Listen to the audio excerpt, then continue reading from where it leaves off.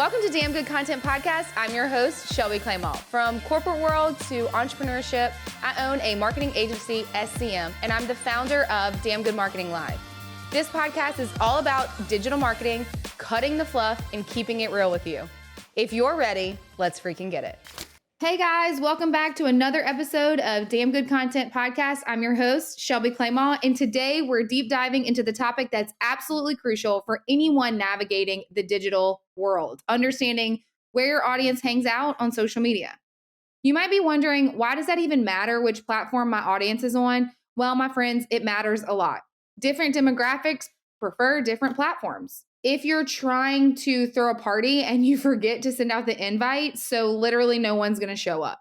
So let's break it down, the major platforms that maybe you've heard about, maybe you're wondering if you need to be on, all of those things. A lot of the major platforms include Facebook, Instagram, Twitter, LinkedIn, TikTok, YouTube, and so much more. We might even throw Threads in there a little bit, but honestly, I kind of forgot about it. Each has its own unique vibe and it caters to a very specific audience. Let's break it down. Facebook.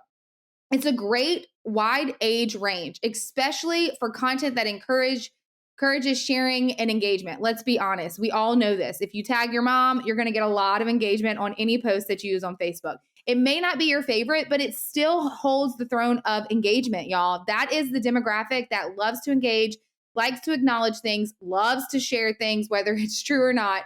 It is your platform that you want if you are targeting that demographic and that generation, or hey, you want your content to be seen because they share and engage a hell of a lot more than the Gen Zers.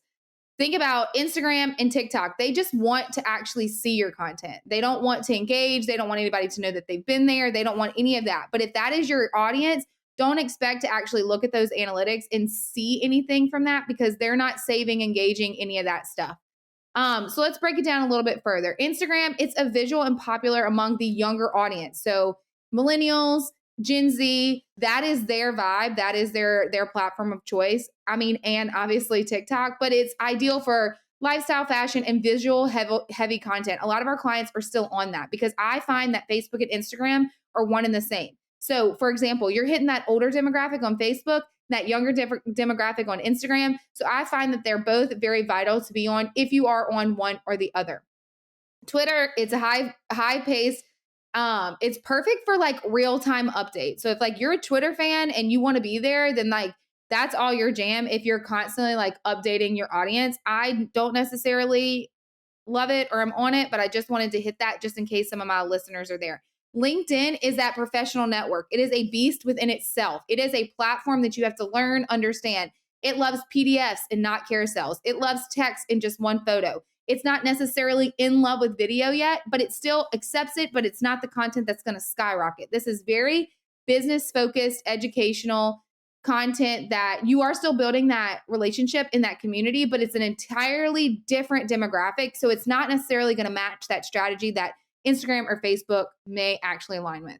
TikTok is short form videos, but it also is welcoming back those long form. This is Gen Z, loves it, but don't underestimate that older generation being there because one, they're probably actually seeing if their kids are on there. And then two, it actually is a good platform to consume. You learn a lot of other things besides what people think is just dancing and singing and acting a fool. There's a lot of educational based value content that's on that platform as well. Now, how do you figure out where your audience is? Analytics are huge here. You have to dive into the analytics of your existing social media accounts. Check out the demographics. What are the age? Where are their locations? What are their interests? This will give you a solid clue of where your audience is. Do you understand who your avatar is? Where do they like to shop, eat, drink coffee, work out? Are they a workout person? Do they work full time? Are they a mom? What do they do for fun on the weekends? Is it a guy? What does he do? Like you need to understand to a T who your avatar is, and that is going to help you determine what platform you should be focused on.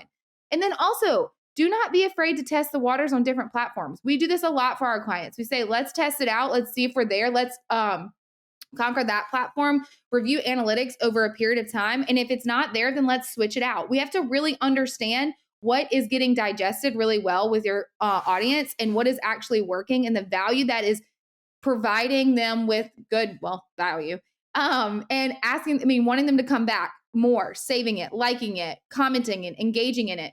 Are you hearing them actually talk about it? Are you asking your consumers when they come in, where did you hear about us? What do you like about it? All those types of things. You have to also do your research. These platforms are giving you analytics to an extent. So as business owners, content creators, influencers, have that conversation with your community. Where are they coming from? Where did they see that? What are they really loving? And then also too, aligning that too with your analytics to see which content they're consuming the most. My favorite part of analytics, especially since they give that to you, is your saves and your shares. Because one, they're saving it for later, and two, they're sharing it because they want to share that kind of content with someone else. It obviously resonated with them. They loved it, or they're saving it so they can remember it for later to come back to. Holy shit, Damn Good Marketing Live 2024 is back. Bigger, better than ever. A 2-day marketing conference that you definitely don't want to miss. For our exclusive insider scoop, tickets will go on sale to the waitlist February 27th through the 29th. And I'll tell you this, the waitlist has already exceeded the spots that we have available for 2024. So if you don't want to take that chance of waiting until tickets go live to the public, I suggest you check out the show notes below, click the link, and get on our waitlist. I'll see you there. Let's freaking get it. Engagement is key, y'all. Key. This is how you're going to build your community, and this is how you understand if they're actually there for what you are providing to them, if they're there for that value, or if they're there because they're just supporting you as a friend. We need them to do a little bit of both and to actually turn and convert into paying consumers. So engage with your audience on different platforms. Ask them where they hang out, and then adapt your strategy to that. Figure out what they like and what they don't like. Run polls, ask questions, go live, get in your DMs, comment on their content. Really get to know them. Once you get to know them, then you can start catering and crafting your actual content around them and what they like. And then your content's just going to boom because you are now bringing the value and solving the problem that your actual consumers are facing on that platform. For example, if Instagram is your poison and that is your actual consumer's poison, think about it. Ask your consumer, are you going to stories first when you open that app? Or are you going to post? It's still important for both, but when you post on this platform, that actually goes to your community and it goes to the world, depending on what you're posting. Are you posting a carousel? Are you posting a reel? Whatever the case may be. But when you hit stories, for example, when I go to Instagram all the time, I immediately open stories because I want to see what my community is doing. Who are the people that I'm following? What are they engaging with right now? What do they have to tell me? What is their day-to-day look like? What kind of polls they have they want me to answer? That's just my habit. So you need to understand what your consumer is. So is that Facebook where you're going on to Facebook stories? Is it Facebook because you're scrolling to see the feed? Is it TikTok because you're constantly scrolling? Like TikTok strategy is a completely different beast. It's a quantity over quality post. Now, don't get me wrong, messaging is still important and quality of the video and content that you're pushing out is still important. But in reality, the consumers on TikTok are going to the For You page versus the actual follower page. And so you're not necessarily appealing to your followers. You need to get on that For You page as much as you can. So it's all different strategies based around different platforms, based around different audience demographics that you have that would make sense for your audience. I know there's a lot of gurus out there that's basically telling you have to be on all these platforms, you have to be posting all this stuff, but I'm going to tell you this right now. Your strategy for Facebook and Instagram is going to look a hell of a lot different from TikTok and a hell of a lot different from LinkedIn and a lot different from Threads and a lot different from Twitter or YouTube. You have to understand which platform is going to work for you, what platform your audience is on, and which one your consumer is actually finding value in. Otherwise, you're wasting your time.